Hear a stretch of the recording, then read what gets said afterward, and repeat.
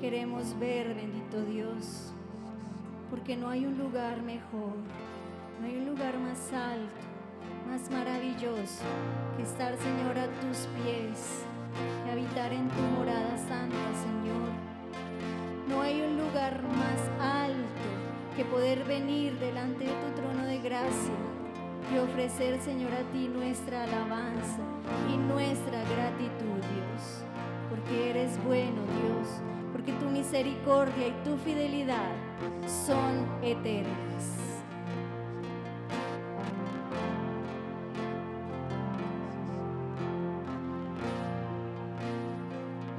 A tus pies arde mi corazón,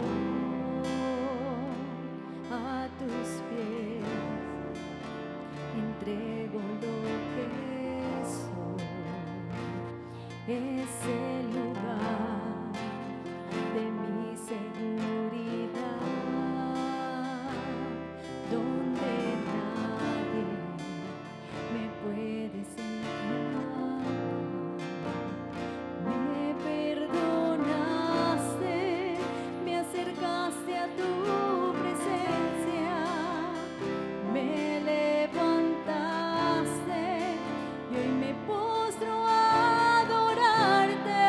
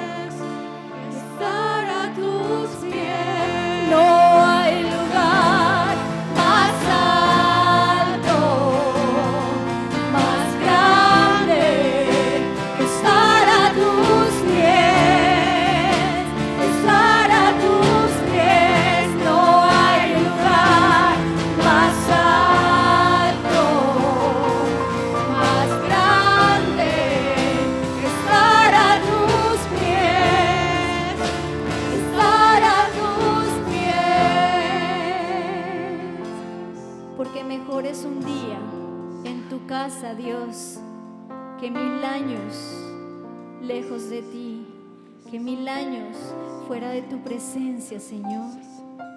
Porque agradecemos y disfrutamos, Padre, este tiempo en el que podemos reunirnos como tus hijos, como tu iglesia, como tu pueblo, y exaltar juntos en unanimidad alabanza, Señor, a tu nombre.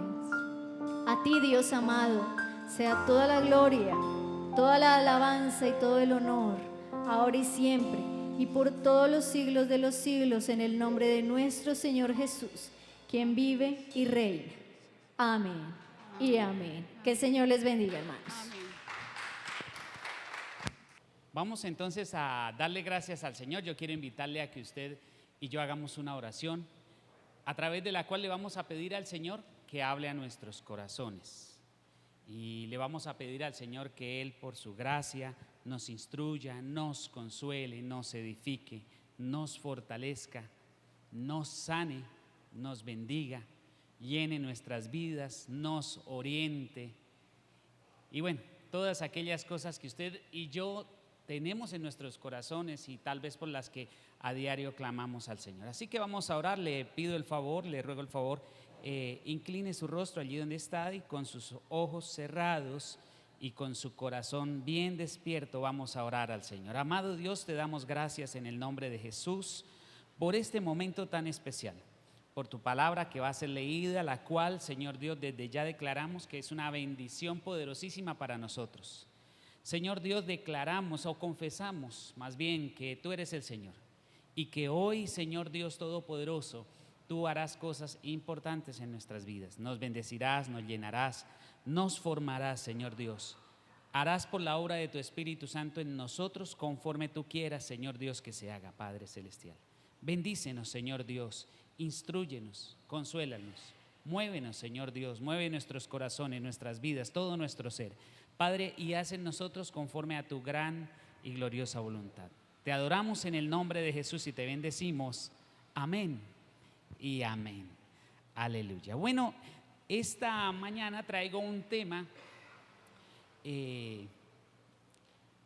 por el cual he estado durante un tiempo orando al Señor, y no específicamente por el texto como tal, sino por el tema que el Señor ha querido que trabaje durante un tiempo. Entonces quiero invitarlo a buscar en su Biblia, en el Evangelio de Marcos, en el capítulo 2, y este texto que vamos a leer será como base para toda la temática que quiero trabajar en esta mañana junto con ustedes. Marcos capítulo 2, y leeremos de los versículos 1 al 7. Marcos capítulo 2, de los versículos del 1 al 7. Yo voy a leer de la versión Reina Valera. Si usted lee de otra versión, no se vaya a asustar. La intención del Espíritu Santo es la misma. Amén. Dice la palabra del Señor: entró Jesús otra vez en Cafarnaúm después de algunos días y se oyó que estaba en casa. E inmediatamente se juntaron muchos, de manera que ya no cabían ni aún a la puerta, y les predicaba la palabra. Entonces vinieron a él unos trayendo un paralítico que era cargado por 4.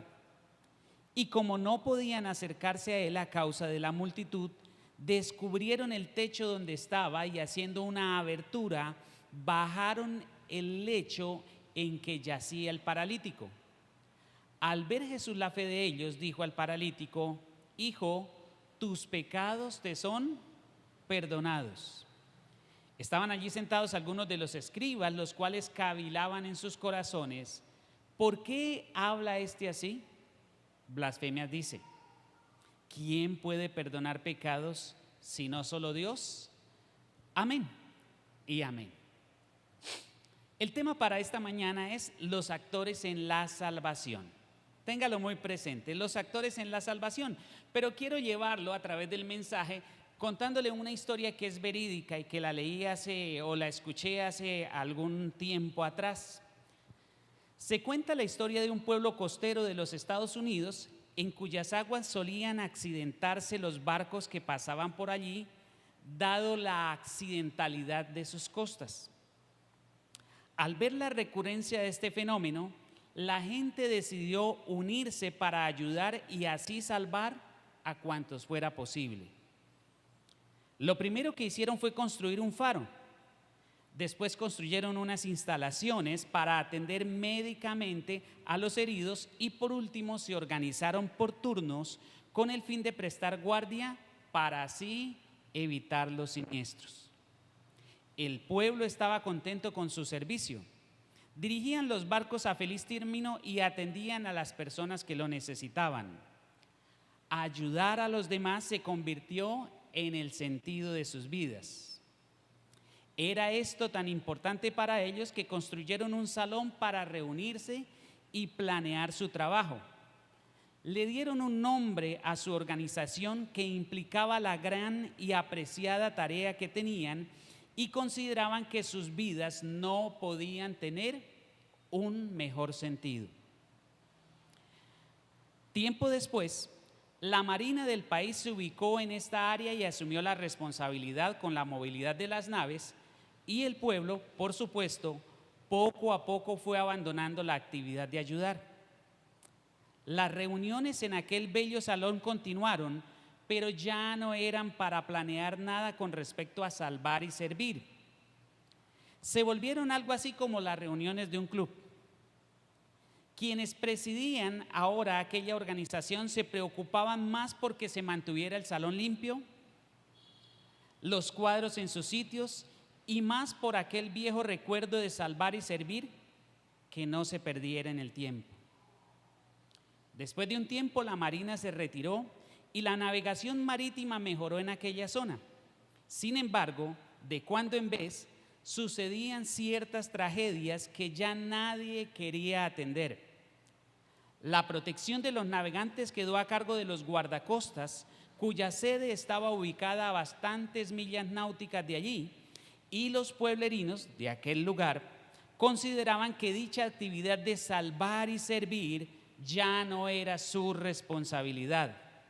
Aunque las reuniones semanales en aquella sede, que antes era una clínica de salvación y ayuda, nunca dejaron de realizarse. Aunque se nos dificulte creerlo, esta historia se parece mucho a la Iglesia de Cristo, en donde, en sentido general, se parece haber cambiado lo que Dios o Cristo tuvo como prioridad, que es el salvar a las personas, por un adiestramiento para el beneficio propio. La Iglesia de Cristo hoy se está reuniendo y ha cambiado sus prioridades, o las prioridades de Dios más bien, por otras prioridades que apuntan más hacia el humanismo y hacia las personas en sí. Las predicaciones acerca de salvar y de las necesidades de la gente de afuera se han cambiado por la de la suplencia de las necesidades propias, que de plano no está mal, pero en sí el propósito de Cristo está quedando, de salvar a los demás está quedando a un lado. Se han cambiado los valores. Ya no es la iglesia el instrumento de Dios, sino más bien Dios el instrumento de la iglesia. Pero la buena noticia es que Dios no ha cambiado. Aunque hablándolo eclesialmente, nuestras perspectivas o las perspectivas del común denominador en muchas organizaciones han cambiado, Dios no ha cambiado.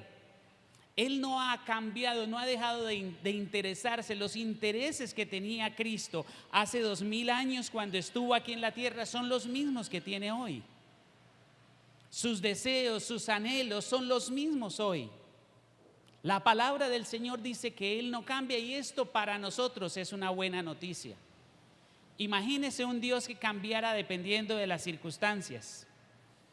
Imagínese, ¿podría usted confiar en un Dios así? Imagínese un Dios que cambiara de acuerdo a las políticas, a los presidentes, a los gobiernos, a la economía mundial. ¿Podríamos confiar en un Dios así? Imagínese un Dios que cambiara conforme a las filosofías del mundo. La filosofía del mundo hoy es un poco diferente a la de hace 100 años, y la de hace 100 años a la de hace 500, y la de hace 500 a la de la época en que estuvo Jesús. Tal vez las luchas sean diferentes, pero la esencia de Dios no ha cambiado. Imagínese donde cambiara. ¿Podríamos confiar en Dios? Entonces esto es una buena noticia. La buena noticia es que Dios no ha cambiado. Hebreos 13:18 dice que Jesucristo es el mismo ayer y hoy y por los siglos. Pero además de eso, sus intereses no han cambiado. La segunda carta del apóstol Pedro en el capítulo 3, versículo 9, dice que Él está esperando salvar a las personas. Él no quiere que ninguno perezca, sino que todos procedan al arrepentimiento. Y lo más importante, mis queridos hermanos, las necesidades de la gente que está allá afuera, que no conoce de Cristo, no ha cambiado. Ezequiel capítulo 34, versículos 6 y 7, es un texto que me llama mucho la atención, y Jesús posteriormente lo cita en el Nuevo Testamento. Ezequiel 34, 6 y 7 dice la palabra del Señor: anduvieron perdidas mis ovejas por todos los montes, y en todo collado alto y en toda la faz de la tierra fueron esparcidas mis ovejas, y no hubo quien las buscase, ni quien preguntase por ellas. Entonces, esta porción de la palabra, acuérdese cuando Jesús dice la palabra del Señor, que vio a la multitud y dijo que sintió compasión de ellas porque estaban como qué, o eran como qué, como ovejas que no tenían pastor, que eran presa fácil del enemigo, del diablo, y están atrapadas, perdónenme la expresión, en las fauces del infierno. En esta mañana yo quiero que usted y yo consideremos los tres actores en la salvación de las personas. La gente necesita ser salvada, la gente necesita conocer de Cristo. Ayer escuchaba una predicación de John Wesley y hablaba él acerca de que, decía él para su época, estoy hablando de John Wesley, que fue un predicador de hace algunos siglos atrás, decía: ya no se encuentran familias en donde todos, ya casi no se encuentran, decía él, familias en donde todos sean creyentes. Y tal vez yo pensaba mientras él hacía esta aseveración, o bueno, quien narraba la predicación, porque no era él, quien narraba la predicación, yo pensaba en esto y yo decía: sí, tiene razón. Si dijéramos, levantemos la mano las familias en donde haya alguno que no sea creyente, tal vez la mayoría, por no decir todos, tengamos que levantar la mano. O levantemos la mano personas que tengamos compañeros en nuestro trabajo no creyentes, y tendríamos que levantar las dos, y en nuestro barrio y tendríamos que levantar las dos y las dos piernas y todo, porque todos conocemos a alguien que no es creyente. Pero lo más profundo de esta situación es que tal vez todos conozcamos a personas con necesidades profundas que nosotros sabemos que en Cristo tienen la solución. Entonces hay ahí un gran desafío: ¿cómo acercarnos a ellos?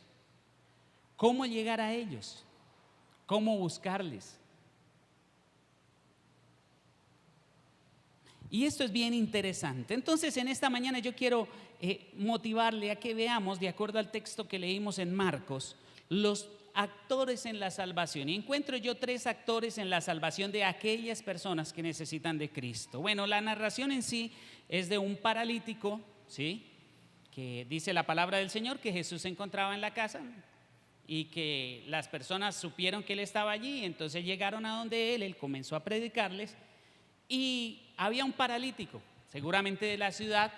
No sabemos si fue el paralítico quien solicitó que lo llevaran o fueron sus 4 amigos quienes decidieron llevarlo hasta este lugar.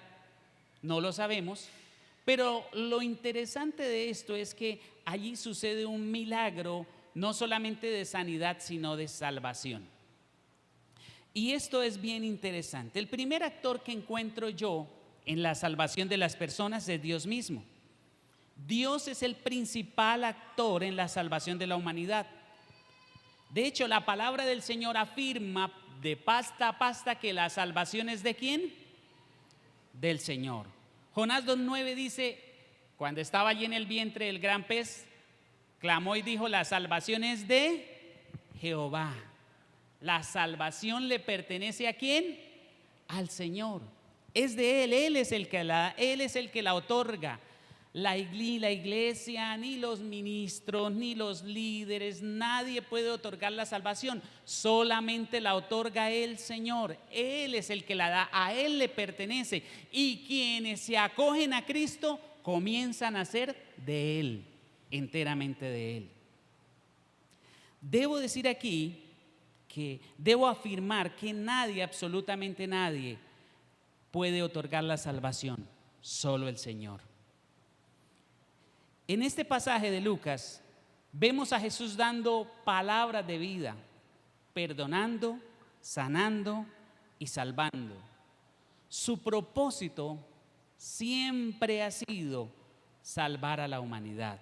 Segunda de Pedro 3:9, ya lo citamos, dice, no queriendo que ninguno perezca, sino que todos procedan al arrepentimiento. ¿Cuántos? Todos. Amén. Todos. Dios quiere que todos se salven. Que la gente no quiera salvarse es diferente, pero Dios quiere salvar. Amén. Dios quiere salvar. El segundo actor en la salvación de las personas es la iglesia de Cristo. Contextualizándolo un poco. Toda la iglesia debe ser canal de salvación para la humanidad. Ese es nuestro llamado. Sin embargo, y a través de toda la historia, la iglesia se ha dividido en dos grupos: los pasivos y los activos, los que sirven y los que no, los oidores y los hacedores. El pasaje nos muestra algo de la esencia de este tema. Si usted nota el texto que acabamos de leer, dice la palabra del Señor que muchos se reunían alrededor de Jesús y sencillamente se dedicaban a escucharlo. Estaban ahí quietos, estaban ahí sentados, no hacían absolutamente nada más. Hay personas dentro de las congregaciones que se sienten cómodos y contentos al estar así y no hacer más. Aunque actuar así de plano no está mal, sí es una falta contra la palabra del Señor el volvernos meramente escuchas de lo que se enseña. La palabra del Señor dice en Santiago 1:22, sed pues hacedores de la palabra y no solamente oidores, porque el que es meramente un oidor, ¿qué pasa? Se engaña a sí mismo. Se engaña a sí mismo. ¿Sí? En una ocasión escuché a un ministro decir que hay creyentes que se les conoce como el creyente bombombún. ¿Sí? Una cabeza grande y un cuerpo como un palo delgadito. Mucho aquí, pero poco para dar.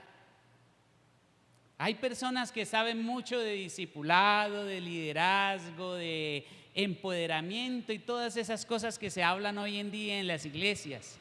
Pero cuando se trata de dar, sencillamente no dan.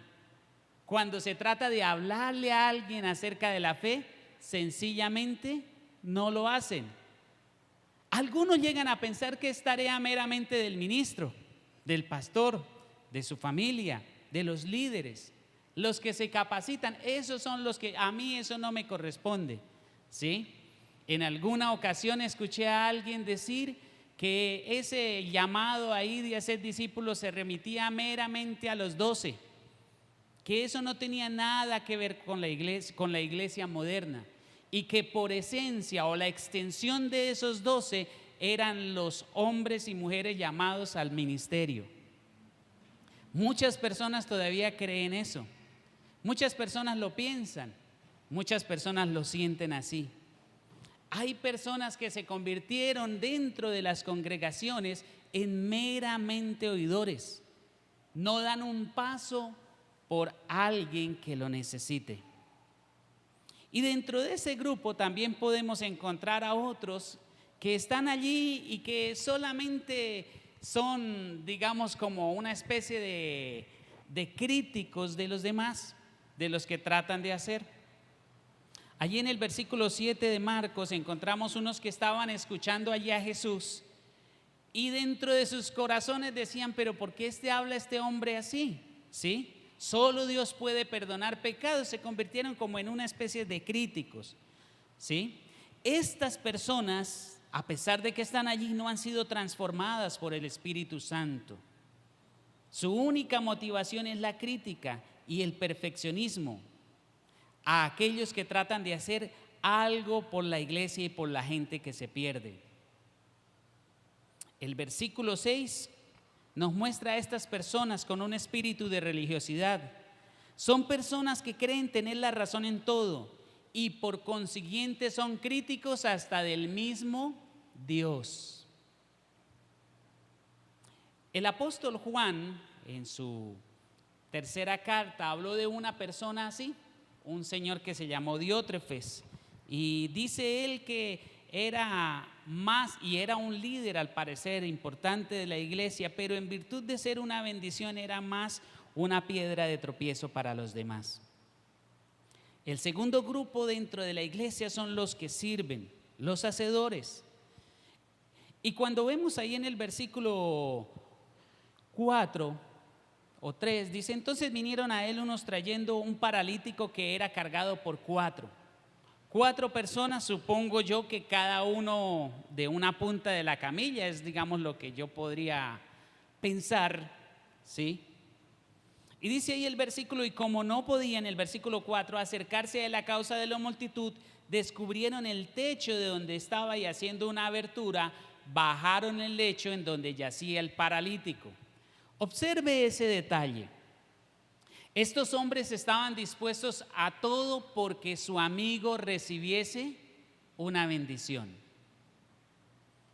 Estuvieron dispuestos a ir a buscarlo a donde estaba, estuvieron dispuestos a cargarlo, estuvieron dispuestos a, tratar de luchar contra la multitud porque él entrara, porque él ingresara, pero al ver que no podían, entonces se subieron al techo, hicieron una abertura y por allí lo descolgaron. Y esto es una verdad bastante confrontativa. Observe lo que dice el Señor, dice el versículo 5, al ver Jesús la fe de ¿quién? De estos 4. Al ver Jesús la fe de estos 4. Porque es que esa fe implicó una acción. Fue una fe que implicó una acción. Y esa acción implicó que ellos tuvieran que incomodarse, implicó que ellos tuvieran que arriesgarse también, ¿sí? Implicó que ellos tuvieran que hacer cosas que les causaría problemas. No sé cuánto valdría el techo de la casa por donde hicieron el roto, ¿sí? No sé si se arriesgaron a que de pronto menos mal eso no fue aquí en Santander porque seguramente les hubieran echado tiros por haber, ¿sí? Pero implicó una acción, implicó gastos. No sé si después los agarraron y le dijeron, bueno papá, ya el milagro está hecho, ahora págueme el techo. No sé, no lo sé. Pero lo que sí es verdad es que ellos se salieron de su comodidad, se salieron de lo que naturalmente todo el mundo hacía por la salvación de uno.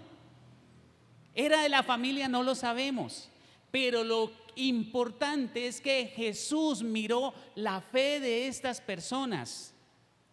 Jesús miró lo que ellos hicieron por aquel que se perdía, por aquel que tenía una necesidad de Cristo. Y como les digo, es una verdad confrontativa porque si lo miramos hacia nosotros, digamos, podemos autoevaluarnos y decirnos a nosotros mismos: ¿qué he hecho yo por la salvación de X, Y, Z? ¿Qué he hecho yo? ¿He tomado tales riesgos? ¿He ido por esa persona? ¿La he buscado? Lo mínimo, ¿qué es lo mínimo que uno puede hacer por una persona no creyente? Lo mínimo, a lo serio. Orar. ¿Sí? Entonces podríamos preguntarnos: ¿cuánto hemos orado por esas personas? ¿Realmente hemos orado? ¿Realmente le hemos dedicado tiempo al Señor por esas personas? A veces decimos: uy, yo quisiera que Juanchito X, Y, Z se salvara, pero ¿realmente hemos hecho lo que Cristo quiere que hagamos porque esa persona se salve? Los que sirven son la clase de personas que ganan la atención del Señor. Yo creo que Jesús interrumpió su mensaje y vio a estas personas, ganaron la atención del Señor. Son los instrumentos que Dios quiere usar y los receptores especiales de las bendiciones de Dios. En Romanos 10:15 dice la palabra del Señor: cuán hermosos son los pies de los que anuncian la paz, de los que anuncian las buenas nuevas. A estas personas son las que Dios responde sus oraciones. Mire lo que dice el versículo 5. Al ver Jesús la fe de ellos, escuche, dijo al paralítico: hijo, tus pecados te son perdonados. Observe esto. Dios respondió a la oración de estos 4 que se movieron. Tal vez el paralítico no sabía si iba a ser, pero ellos con todo este acto estaban seguros de que Cristo iba a hacer algo. Jesús respondió a lo que estos hombres hicieron. A estas personas que se mueven, a estas personas que sirven, a estas personas que son hacedores de la palabra, a estas personas son los receptores especiales de las bendiciones del Señor. Y el tercer actor en la salvación, pues es el objeto más importante de este trabajo, que son los perdidos. ¿Sí? Los perdidos son las clases de personas en las que la iglesia debe invertir la mayoría de sus esfuerzos y recursos. Nuevamente repito, los perdidos son la clase de personas en que la iglesia o las iglesias deberían invertir la mayoría de sus esfuerzos y recursos. Le voy a dar 2 razones. La primera, porque un día nosotros estuvimos allí. ¿Sí o no? Un día nosotros estuvimos allí. Y fue la oración de alguien, la intervención de alguien, la invitación de alguien, ¿sí?, la que permitió que nosotros pudiésemos llegar al camino del Señor. Les cuento una historia. El Señor me conquistó porque tenía unos vecinos que eran cristianos y tenían la muchacha era muy bonita, ¿no? Y yo pues me ennovié con la muchacha, pero la muchacha jamás me habló del evangelio, nunca me habló del evangelio. Era el papá y el hermano, hasta que un día el hermano de ella fue quien me invitó a la iglesia. Me dijo: Diego, venga, lo voy a invitar a la iglesia, ¿por qué no me acompaña?, me dijo ese día. Y ella por detrás le decía, yo la alcancé, le decía que no me invitara, que no me dijera nada. Y yo la miré como con extrañeza y yo le decía: sí, vamos. Dijo: bueno, entonces a las 5 de la tarde paso y lo recojo. Le dije: listo.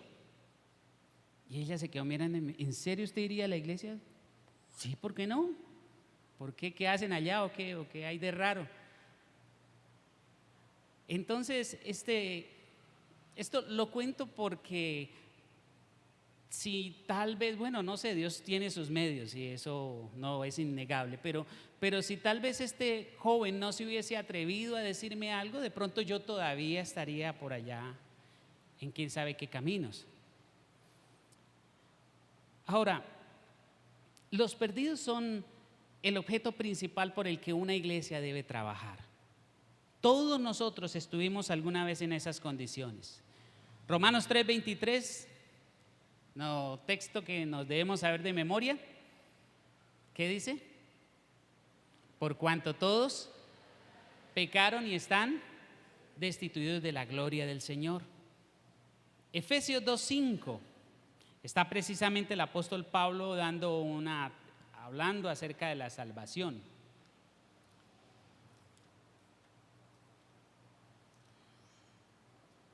Y dice: aun estando nosotros muertos en pecados, nos dio vida juntamente con Cristo. Nosotros formamos parte de ese grupo.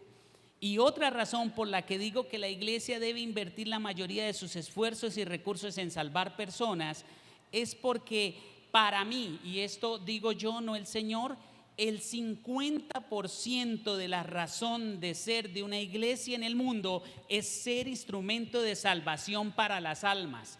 El otro 50% se remite a la adoración personal, la adoración pública, la adoración externa, pero el otro 50% se remite a la salvación. Nosotros como iglesia estamos aquí, usted y yo estamos aquí en Bucaramanga, congregados en esta valiosísima iglesia, porque tenemos una responsabilidad con los de afuera, y es ser instrumentos de Dios para que ellos vengan ¿a dónde? A Cristo. Amén. Esas son las dos razones. Tal vez usted ha leído a Rick Warren y Rick Warren le dice los 5 propósitos de la iglesia, y tal vez usted ha leído a otro y le dice que los 7, y otro le dice que los 8, y otro le dice que los 4. Yo humildemente le digo, solo hay 2: uno, adoración, y otro, salvación, o ser instrumentos de salvación para aquellos que están afuera, que se están perdiendo. El mundo tiene 2 grupos de personas: los salvos y los no salvos. Se acabó. Amén. Y entonces, ¿qué papel jugamos nosotros en ese aspecto? La iglesia debe invertir sus recursos. Nosotros debemos estar dispuestos a ser esos instrumentos de salvación. Hechos 13:47 está Pablo dándole un discurso a la iglesia, a unos convertidos, y les dice algo que me impacta poderosamente y quiero leerlo. Hechos capítulo 13, versículo 47, hablando de su llamado.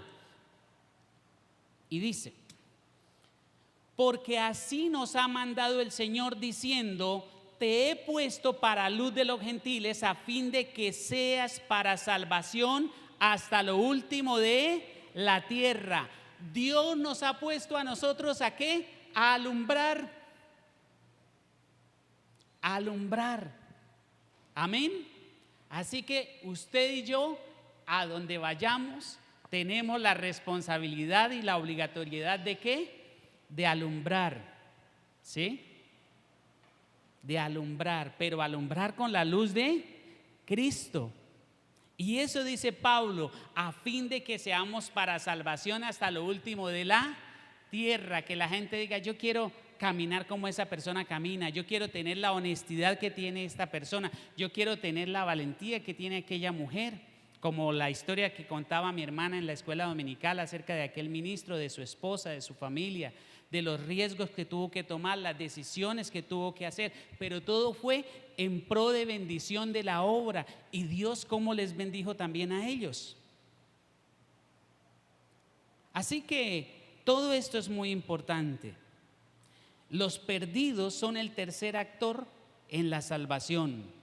Allá afuera está la gente que está como este hombre que llevaron, paralítica por el pecado, con sus emociones y voluntades dominadas por la maldad, y que necesita urgentemente al Señor. Piensen en un paralítico. En estos días que tembló, cuando me enteré que tembló, inmediatamente el Señor me trajo a colación esta predicación, ¿sí? Yo silencié el celular y no vi la alarma esa que le sale a uno aquí en Bucaramanga, la alarma de sísmica, no sé si a cuánto le llega, pues a mí me llega la alarma sísmica, pero como tenía el celular silenciado, pues no supe sino como hasta el otro día a las 8 de la mañana. Pero imagine usted un paralítico que sabe todo lo que sucede a su alrededor, pero que su cuerpo no responde. Imagínese que a él le suene la alarma sísmica.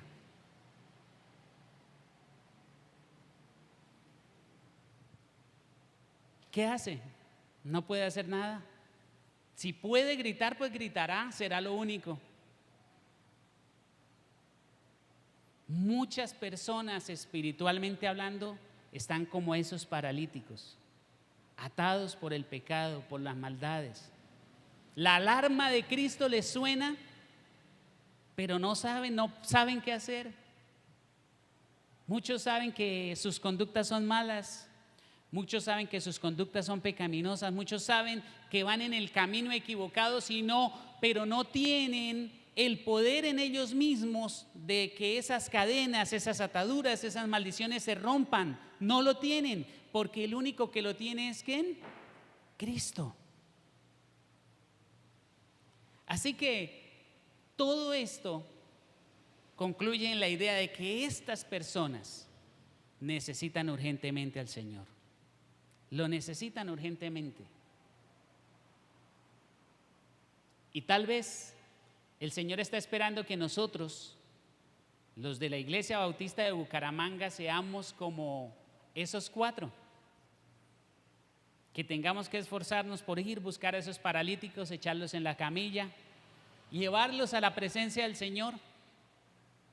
Que tocó abrir un roto, tal vez no en el techo de la casa de alguien, pero sí de pronto en nuestra economía para regalarle una Biblia, para regalarle un discipulado. Que tocó abrir un roto tal vez no en ese techo, pero sí de pronto en nuestro horario para ir y discipular a esa persona, para ir y visitarla, para orar por ella. Y estoy seguro, mis queridos hermanos, que el Señor verá la fe de esos 4 y hará grandes y poderosos milagros. Quiero concluir diciéndole que somos nosotros los llamados a trabajar para que aquellos que no conocen de Cristo sean salvados de la condenación eterna. Tú y yo tenemos una responsabilidad de la cual Cristo un día nos pedirá cuentas. Amén y amén. Quiero invitarlo a reflexionar un poco mientras usted ora. ¿Y qué le parece si usted cierra sus ojos y por un momento habla con el Señor? ¿Y qué le parece si mientras habla con el Señor le pide que le ayude a asimilar esta gran responsabilidad que tenemos como iglesia de ser instrumentos de salvación?